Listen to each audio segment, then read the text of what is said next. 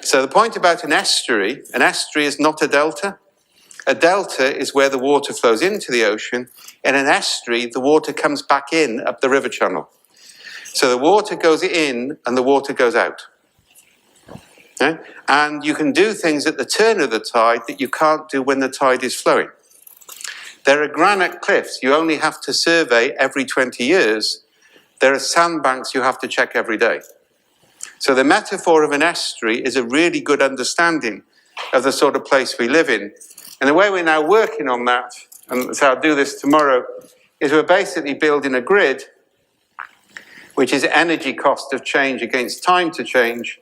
We're mapping the constraints onto that, and then we're identifying what's called the counterfactual line. And that says everything this side of the line isn't going to change. So our space of operation is here. Now, so I'm going to go through this tomorrow. I'm more excited by this than I was about Knevin, because it doesn't say what do we want to be.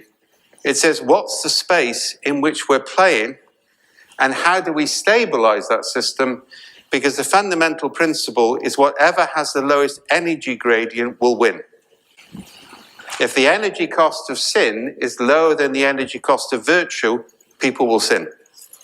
In complexity, you change the environment so that good things are more likely to happen, and then you reinforce it.